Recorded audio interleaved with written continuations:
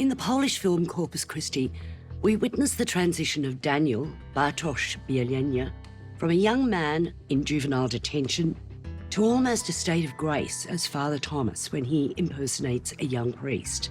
Released from the shockingly violent centre, he is supposed to head to a job in a sawmill in a remote part of the country, but on viewing the sawmill, he wanders into the nearby town instead, meeting up with Eliza Richenberg, who immediately changes her attitude when he reveals himself in clerical gear.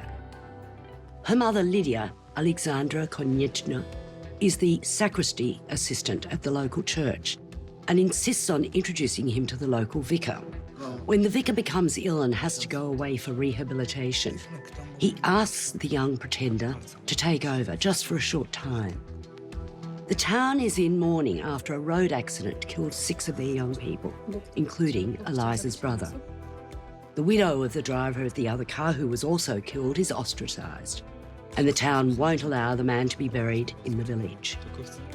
Daniel's ambition to become a priest is thwarted by his criminal background, but as Father Tomasz, he becomes the embodiment of what a priest ought to be, bringing out compassion, forgiveness, truth, faith, and as a result, his congregation grows.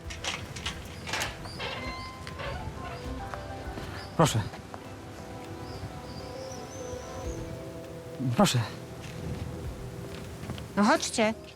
Bartosz Bielenia is extraordinary as Daniel.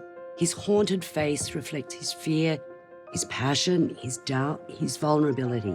It's a truly wonderful performance. But all the performances are convincing. The film was written by Matusz Pajkiewicz, and at the beginning of the film it states that the film is inspired by real events. Apparently in Poland, there are a number of cases where priests are impersonated. The director was Jan Komasa. It's his 3rd feature, and while he brings an elegance to his direction, I was aware during the film that it was lasting longer than it ought. It's just under 2 hours, and I feel a greater focus in both the screenplay and the direction would have benefited the whole. But it is haunting, this film. It does have tension, and Bielenia is mesmerising as Daniel. 4 stars. Wybaczyć to nie znaczy zapomnieć. Wybaczyć to kochać. Kochać kogoś pomimo jego winy. Jaka by nie była.